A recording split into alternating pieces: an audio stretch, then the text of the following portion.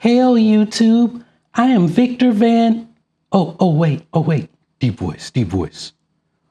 I am Victor Van Doomcock, the future ruler of Earth, and I bring you news regarding the reboot. Liar!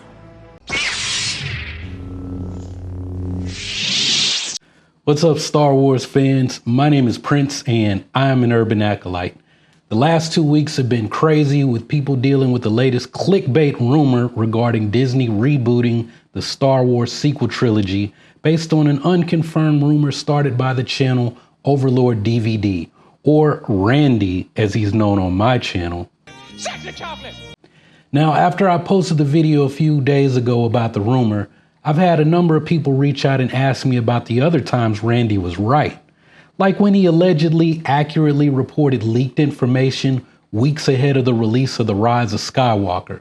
Look, I'm not going to give Randy any props at all for being right about his leaked information because, well, as you'll see in this video, he was reporting information that was already widely known. So in this video, I'm about to take this guy and air him all the way out. I mean, why are y'all getting your information from a bootleg comic book villain who looks like he's a stunt double for Dr. Doom in gay movies? Shame on you. So let's go over Randy's most recent lies about Kathleen Kennedy's resignation in 2021, Galaxy's Edge, and the reboot of the sequel saga. Randy started reporting all of this stuff, and he said that the Veil of the Force would be the in-universe tool for all of these changes at Lucasfilm and at Disney.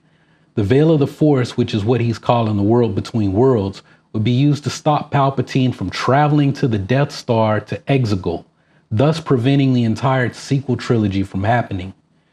In addition to rebooting episodes 7, 8, and 9, Kathleen Kennedy will resign next year, and Galaxy's Edge would undergo massive renovations to make the theme park fall in line with the original saga. Because that's the Star Wars that belongs to the fans, whoever they are.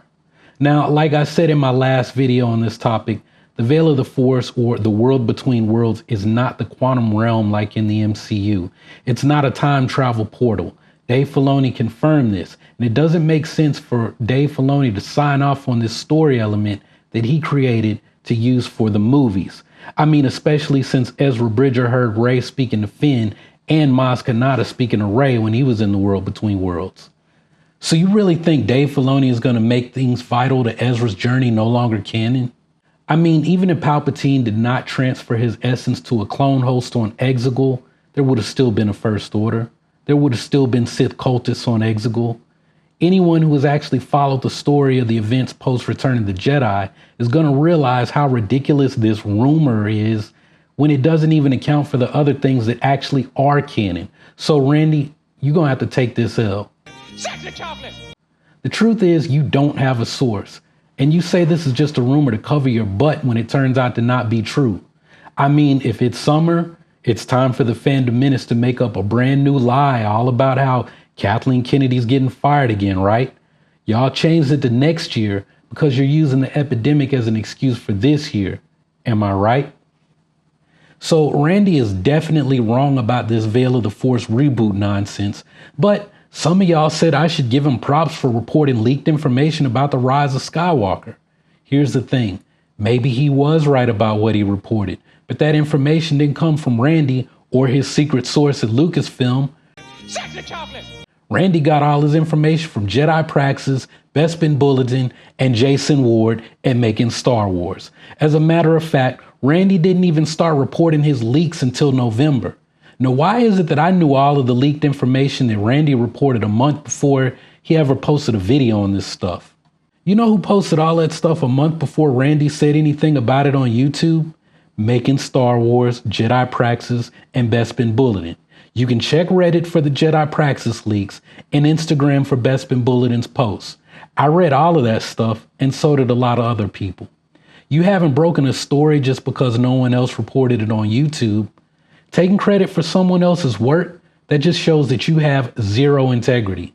Maybe that whole no integrity thing fits in with your villain persona, but when you start reporting other people's work as if it's your own and they slap you with a copyright infringement, Ain't no one at Alphabet Corporation is going to care about your cheap Dr. Doom cosplay when they shut down your channel. I mean, Randy, I thought you would have learned your lesson about claiming other people's work back when those folks on 4chan tricked you into reporting a fake story about Star Trek. Dang, homie, that's not even a good look. I mean, here's a narrative about this Doomcock Overlord guy. He's creating his own narrative because his channel is infotainment. The thing is, it's lacking on the information and it's heavy on the entertainment. I mean, look at the company he keeps. The fandom menace love this guy and he loves them. Hail Doomcock. Hail Doomcock. And I'm going to tell you why. See, a few years back, Jeremy from Geeks and Gamers came at me crying on Twitter because I wouldn't stop picking on him, even though he had no problems going after everyone else in the Star Wars community just to make a name for himself.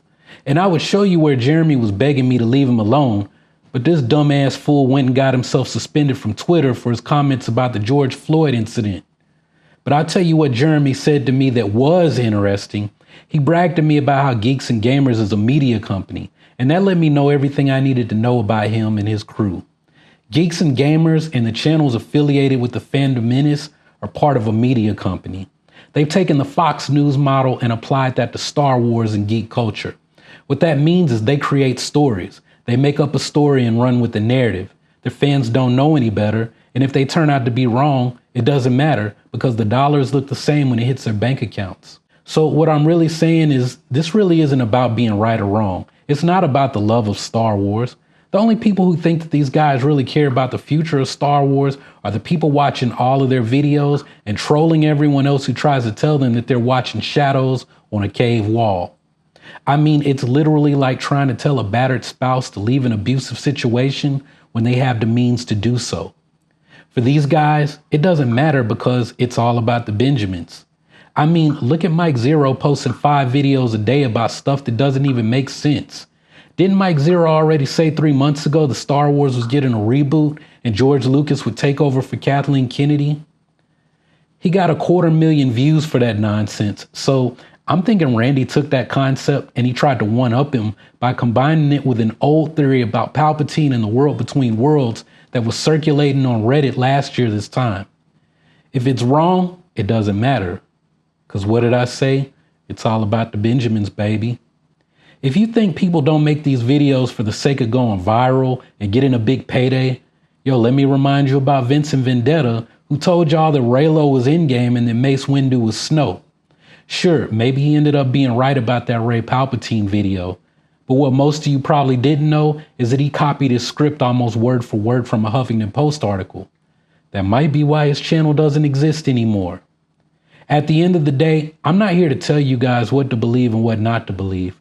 I'm not some Star Wars gatekeeper. I studied theology in college and in graduate school, and all I'm doing is taking what I learned from my studies and using it to create conversations around Star Wars and the Force. I love The Last Jedi because it dealt with themes around self-exploration and spiritual awakenings. If you didn't like the movie, yo, that's fine.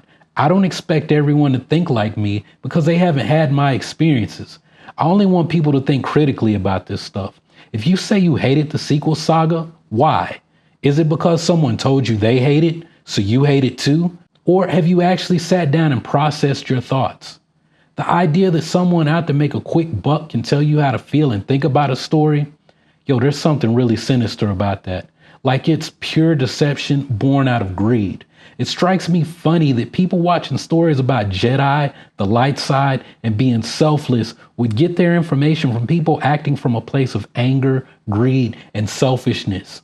But, I mean, we're also living in a society that feels like Nazis were the good guys, Klansmen are fine people, and slave masters ought to have their legacies protected. We have people who say they don't want politics in their Star Wars because they don't actually know what Star Wars is outside of monks swinging lightsabers and pirates shooting laser guns. I mean, how many of you missed that I just said that monks are the one with the lightsabers? You know, the folks who should actually be devoted to spreading peace and harmony and only resorting to violence when absolutely necessary for self-preservation when all other means have been exhausted.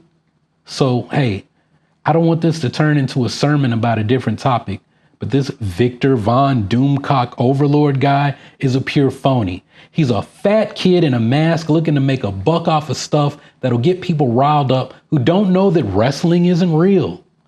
If you want to continue to watch and support his channel, up to you. Watch it. Be entertained. Know that it's WWE made for Star Wars fans. It's mostly not real. It's just entertainment. And that's really all I'm going to say on this topic. Randy, yo, you can feel to get at me and respond when you're free from doing stunt work on those adult movies, or you're off fluffing Jeremy. And y'all can feel free to tell him I said that, because it's not like I'm afraid of anyone in the damn fandom menace. If you missed the video where I go into detail about the whole Veil of the Force thing, hey, you can go check out that video. You might learn some things about the world between worlds that you didn't already know. But anyway, that's all I got for this one. So y'all keep on breathing, and may the force of others be with you always.